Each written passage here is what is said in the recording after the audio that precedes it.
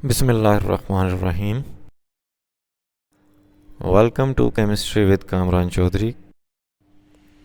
अगर आप इस चैनल पर नए हैं तो इस चैनल को सब्सक्राइब ज़रूर कर दीजिएगा, साथ बेल आइकन के बटन को लाजमी प्रेस कर दीजिएगा ताकि आपको आने वाली हर नई वीडियो का नोटिफिकेशन मिलता रहे।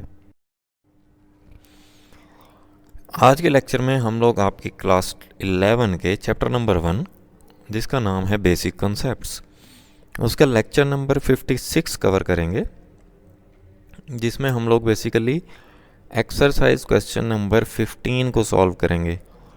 आप लोगों की इन्फॉर्मेशन के लिए बता देता हूँ कि अगर आप में से किसी ने इस चैप्टर के प्रीवियस लेक्चर्स नहीं देखे हुए तो आप चैनल पर जाएंगे, प्लेलिस्ट मौजूद है class 11 chapter number 1 basic concepts की।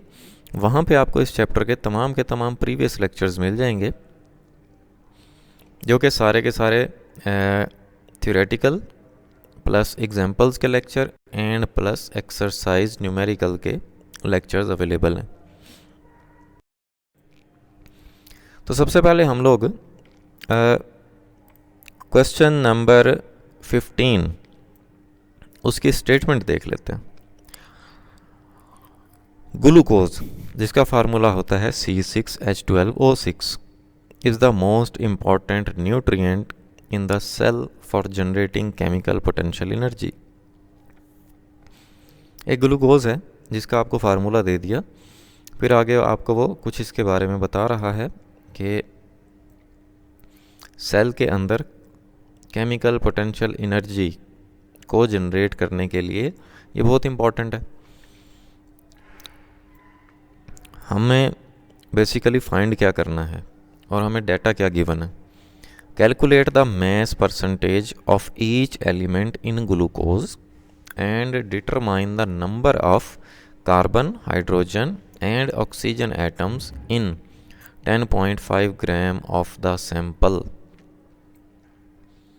ग्लूकोज का आपको मैस दे दिया उन्होंने 10.5, ठीक है। दो चीज़ें आपने फाइंड करनी है, एक तो अलग अलग एलिमेंट्स की मैस परसेंटेज कैलकुलेट करनी है और फिर अलग अलग एलिमेंट, तीनों एलिमेंट्स के कार्बन, हाइड्रोजन और ऑक्सीजन के नंबर ऑफ एटम्स कैलकुलेट करने हैं, ठीक है। अभी से पहले हम लोग मैस परसेंटेज पर काफ़ी ज़्यादा क्वेश्चंस कर चुके हैं, तो इसमें आपको इशू नहीं होगा। देख लेते हैं जी इसके सॉल्यूशन को। अब देखें, सबसे पहले आपको पता होना चाहिए formula for percentage mass of an element. किसी भी गिवन कंपाउंड के अंदर किसी एलिमेंट की आपने जब परसेंटेज मैस कैलकुलेट करनी है, देन उसके लिए आपने फार्मूला कौन सा याद रखना है, कौन सा यूज़ करना है कि जी percentage mass of an element is equal to mass of element in a compound. एक कंपाउंड के अंदर जितने भी एटम्स होंगे, किस एलिमेंट के, उस एलिमेंट के जिसका बेसिकली परसेंटेज मैस आप कैलकुलेट कर रहे हैं, तो उन एटम्स के मैसेस को आपने ऐड कर देना है, तो वो total mass of that element in a compound आ जाएगा, ठीक है। फिर उसको डिवाइड कर देना है आपने मोलर मैस ऑफ कंपाउंड से। जो भी कंपाउंड आपको गिवन होगा, जैसे हमारे इस क्वेश्चन में ग्लूकोज गिवन है, उसमें तमाम एटम्स के मैसेज हम लोग ऐड कर देंगे, उसको फाइनली मल्टीप्लाई करवाएंगे 100 से, तो हमारे पास एक स्पेसिफिक एलिमेंट की परसेंटेज मैस आ जाएगी, ठीक है। अब देखें, हमें यहाँ पे अकेले एलिमेंट के लिए ना दो चीज़ें चाहिए। एक चाहिए mess of element in a compound और दूसरा चाहिए molar mass of the compound. तो सबसे पहले हम लोग देख लेते हैं mass of carbon in glucose. यहाँ पे आप देखें कि ग्लूकोज में 6 कार्बन है, तो 6 × 12, क्योंकि एक कार्बन का मैस कितना होता है, 12 होता है। तो total mass of carbon in glucose कितना आ गया, 72 ग्राम। इसी तरह mass of hydrogen in glucose, hydrogen 12 नज़र आ रहे हैं आपको, और एक हाइड्रोजन का मैस 1 होता है, तो 12 ग्राम हो गया हाइड्रोजन का मैस। फिर मैस ऑफ ऑक्सीजन, 6 ऑक्सीजन नज़र आ रहे हैं आपको, तो 6 इंटू 16, क्योंकि एक ऑक्सीजन का मास 16 होता है, तो टोटल हो गया हमारे पास 96 ग्राम। ठीक है, अब ये तीनों एलिमेंट्स का ना, ये हमारे पास mass of element in a compound, ये वैल्यू आ गई। ठीक है, अब हमें चाहिए मोलर मास ऑफ ग्लूकोज। तो ग्लूकोज में आपको नज़र आ रहा है 6 कार्बन है, तो 6 इंटू 12 प्लस 12 हाइड्रोजन है, तो 12 इंटू 1 प्लस 6 ऑक्सीजन है, तो 6 इंटू 16 कर दिया। टोटल जो मोलर मास आ गया वो 180 ग्राम या 180 ग्राम्स पर मोल ग्लूकोज का मोलर मास आ गया। ठीक है, अब 1 बाय 1 कार्बन, हाइड्रोजन और ऑक्सीजन के लिए आपने ये फार्मूला लगाना है। जैसे परसेंटेज मास ऑफ कार्बन के लिए यहाँ पे आप सब्सटीट्यूट करेंगे mass of carbon in glucose, divide कर देंगे molar mass of the glucose से, मल्टीप्लाई करवा देंगे उसको 100 से। ये 72 ग्राम मास हो गया, 180 मोलर मास मल्टीप्लाई किया 100 से, तो 40% परसेंटेज मास ऑफ कार्बन आ गई। ठीक है, सेम करेंगे for hydrogen. Mass of hydrogen कितना था ग्लूकोज में 12, मोलर मास कितना है ग्लूकोज का 180, मल्टीप्लाई करवाया 100 से, तो 6.67% परसेंटेज मास ऑफ हाइड्रोजन भी आ गया। ठीक है, इसी तरह से ऑक्सीजन के लिए mass of oxygen in glucose कितना है 96, डिवाइड कर दिया 180 से जो कि मोलर मास है ग्लूकोज का, मल्टीप्लाई करवाया 100 से, तो फाइनली आपके पास 53.3% परसेंटेज मास ऑफ ऑक्सीजन आ गया। ठीक है, नेक्स्ट है जी मास ऑफ ग्लूकोज आपको गिवन है। ठीक है, जो कि कितना है 10.5 ग्राम। अब देखें, सबसे पहले हम लोग क्या कैलकुलेट करेंगे, हम लोग मोल्स कैलकुलेट कर लेते हैं ग्लूकोज के। कैसे कैलकुलेट करेंगे, mass of substance divided by molar mass, ये वाला फार्मूला यूज़ करते हुए कि मास ऑफ ग्लूकोज उसको डिवाइड कर देंगे हम लोग मोलर मास ऑफ ग्लूकोज से, तो फाइनली हमारे पास जो नंबर ऑफ मोल्स आ गए वो कितने आ गए 0.06 मोल्स। ठीक है, तो फाइनली आपके पास ये मास गिवन था ग्लूकोज का और आपने बेसिकली मोल्स कैलकुलेट कर लिए। ये मैंने आपको ऑलरेडी बताया हुआ है कि इन न्यूमेरिकल प्रॉब्लम्स में अगर आपको कहीं पे मास गिवन होता है तो आप क्या कर लेते हैं, मोल्स कैलकुलेट कर लेते हैं सबसे पहले। अब देखें, हमें क्योंकि डाटा गिवन था ग्लूकोज का मास, तो हमने क्या कैलकुलेट कर लिए, मोल्स ऑफ ग्लूकोज कैलकुलेट कर लिए। अब हम 1 बाय 1 क्या करेंगे, number of carbon, hydrogen and oxygen atoms calculate करेंगे। ठीक है, तो सबसे पहले हम लोग कैलकुलेशन कर लेते हैं for the number of carbon atoms. अब आप देखेंगे 1 मॉलिक्यूल ग्लूकोज में कितने कार्बन हैं, 6 कार्बन है।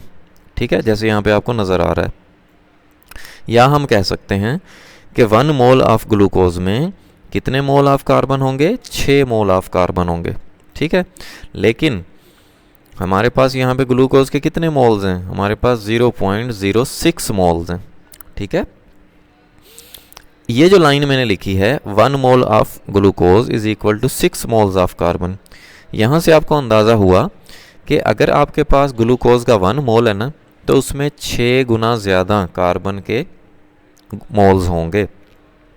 तो अगर हमारे पास 0.06 मोल ऑफ ग्लूकोज है तो 6 इंटू 0.06 मोल्स ऑफ कार्बन होंगे। ठीक है, क्या किया सिंपली हमने इस वाले स्टेप में, यहाँ पे 1 है ना और यहाँ पे 6 है, तो हमने दोनों तरफ 0.06 से मल्टीप्लाई कर दिया। 1 को मल्टीप्लाई करेंगे 0.06 से तो 0.06 ही आएगा, 6 को भी हम मल्टीप्लाई करेंगे 0.06 से, तो फाइनली हमारा आंसर कितना आ जाएगा 0.36 मोल्स ऑफ कार्बन।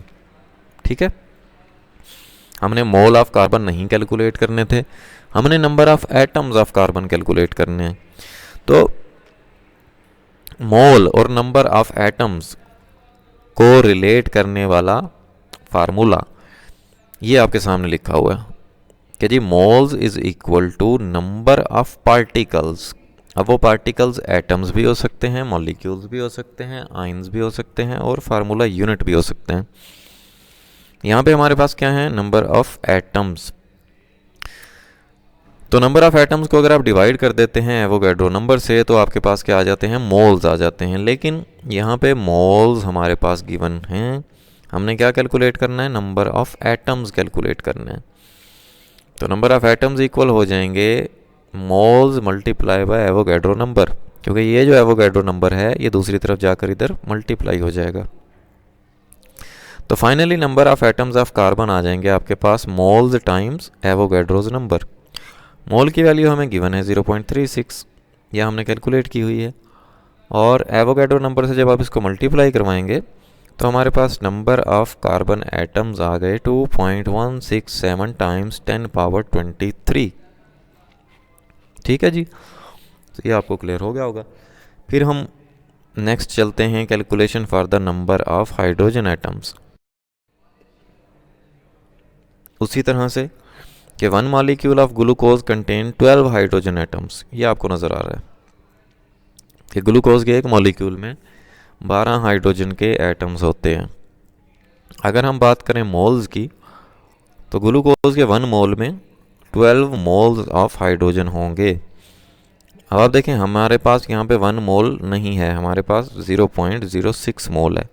तो 0.06 को यहाँ पे भी मल्टीप्लाई करेंगे, यहाँ पे भी मल्टीप्लाई करेंगे, तो यहाँ पे 1 से मल्टीप्लाई हुआ 0.06 आ गया, यहाँ पे 12 के साथ मल्टीप्लाई हुआ तो कितना आ गया, 0.72 मोल्स ऑफ हाइड्रोजन। अब मोल्स ऑफ हाइड्रोजन आपके पास आ गए, number of atoms of hydrogen आपने कैलकुलेट करने हैं उसी तरह से कि number of atoms of hydrogen equal हो जाएंगे मोल्स टाइम्स एवोगैड्रो नंबर।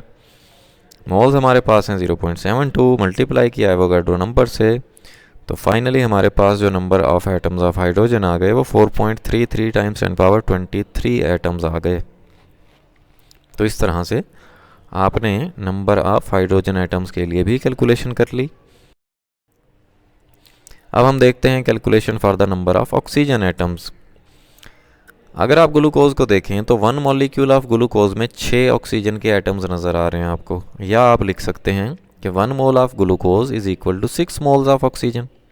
ठीक है, लेकिन हमारे पास एक्चुअली 1 मोल नहीं है, 0.06 मोल्स हैं। तो 0.06 को यहाँ पे भी मल्टीप्लाई करेंगे और यहाँ पे भी मल्टीप्लाई करेंगे, तो यहाँ पे आ जाएगा 0.06 मोल्स ऑफ ग्लूकोज। 6 से जब मल्टीप्लाई करेंगे 0.06 को तो आंसर आ गया 0.36 मोल्स ऑफ ऑक्सीजन। अगेन वही फार्मूला यूज़ करेंगे कि number of atoms of oxygen is equal two moles multiply by Avogadro number.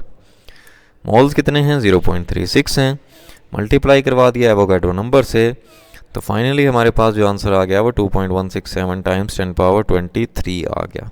ठीक है, तो इस तरह से हमने परसेंटेज मैस भी कैलकुलेट कर ली तीनों एटम्स के लिए और नंबर ऑफ एटम्स भी कैलकुलेट कर लिए for the carbon, hydrogen and oxygen. Hopefully आपको ये लेक्चर अच्छे से क्लियर हो गया होगा। फिर भी अगर आपका कोई क्वेश्चन है देन आप नीचे कमेंट सेक्शन में मुझसे पूछ सकते हैं। अगर आपको वीडियो पसंद आई है देन चैनल को सब्सक्राइब ज़रूर कर दीजिएगा, वीडियो को लाइक एंड शेयर ज़रूर कर दिया करें। Thank you very much for watching this video.